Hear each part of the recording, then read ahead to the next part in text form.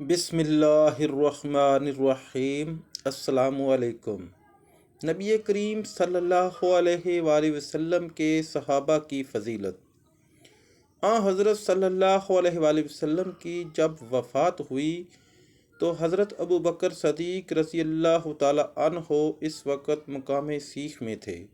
اسماعیل نے کہا، یعنی عوامی کے ایک گاؤں میں آپ کی خبر سن کر حضرت عمر رضی اللہ تعالی عنہ اٹھ کر یہ کہنے لگے کہ اللہ کی قسم رسول اللہ صلی اللہ علیہ وآلہ وسلم کی وفات نہیں ہوئی۔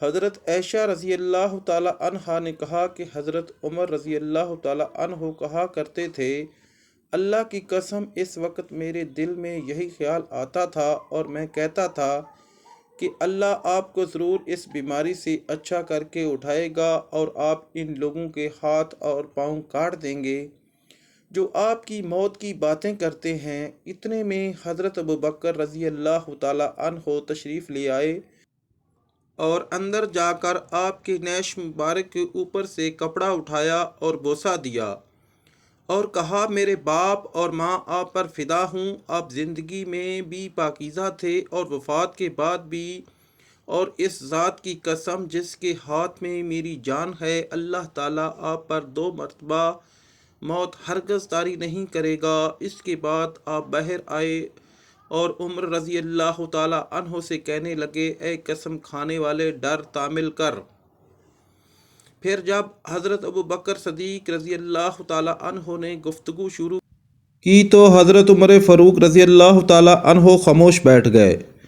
حضرت ابو بکر صدیق رضی اللہ تعالی عنہ نے پہلے اللہ کی حمد و ثنا بیان کی، پھر فرمایا، لوگو دیکھو، اگر کوئی محمد صلی اللہ علیہ وآلہ وسلم کو پوجتا تھا، یعنی یہ سمجھتا تھا کہ وہ آدمی نہیں ہیں، وہ کبھی نہیں مریں گے، تو اسے معلوم ہونا چاہیے کہ حضرت محمد صلی اللہ علیہ وآلہ وسلم کی وفات ہو چکی ہے، اور جو شخص اللہ کی پوجا کرتا تھا تو اللہ ہمیشہ زندہ ہے، اسے موت کبھی نہیں آئے گی۔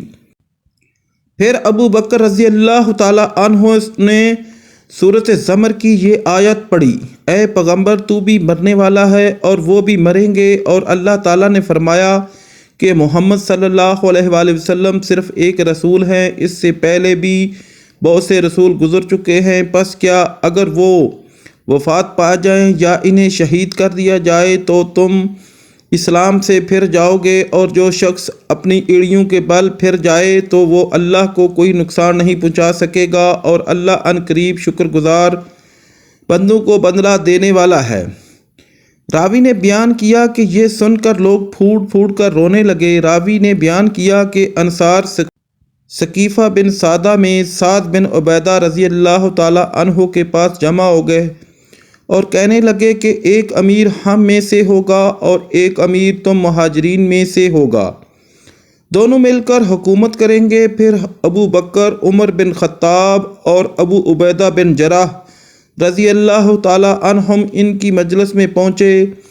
عمر رضی اللہ تعالی عنہ نے گفتگو کرنا چاہی، لیکن ابو بکر رضی اللہ تعالی عنہ نے ان سے خاموش رہنے کے لیے کہا۔ عمر رضی اللہ تعالی عنہ کہا کرتے تھے کہ اللہ کی قسم میں نے ایسا صرف اس وجہ سے کیا تھا کہ میں نے پہلے ہی سے ایک تقریر تیار کر لی تھی جو مجھے بہت پسند آئی تھی، پھر بھی مجھے ڈر تھا کہ ابو بکر رضی اللہ تعالی عنہ کی برابری اس سے بھی نہیں ہو سکے گی۔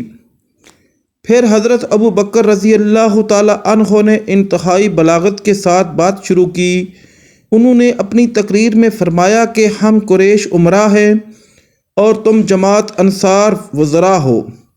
اس پر حضرت خباب بن مضر رضی اللہ تعالی عنہ بولے کہ نہیں، اللہ کی قسم ہم ایسا نہیں ہونے دیں گے، ایک امیر ہم میں سے ہوگا اور ایک امیر تم میں سے ہوگا۔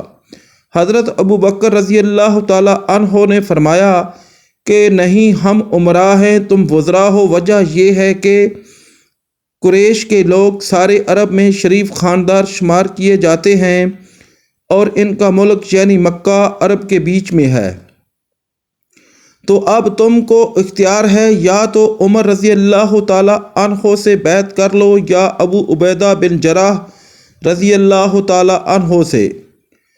حضرت عمر رضی اللہ تعالیٰ عنہ نے کہا، نہیں، ہم آپ سے ہی بیعت کریں گے، آپ ہمارے سردار ہیں، ہم میں سب سے بہتر ہیں، اور رسول کریم صلی اللہ علیہ وآلہ وسلم کے نزدیک آپ ہم سب سے زیادہ محبوب ہیں۔ حضرت عمر رضی اللہ تعالیٰ عنہ نے ان کا ہاتھ پکڑ لیا اور ان کے ہاتھ پر بیعت کر لی۔ پھر سب لوگوں نے بیعت کی۔ اتنے میں کسی کی آواز آئی کہ سعد بن عبیدہ رضی اللہ تعالیٰ عنہ کو تم لوگوں نے مار ڈالا۔ عمر رضی اللہ تعالیٰ عنہ نے کہا، انہیں اللہ نے مار ڈالا۔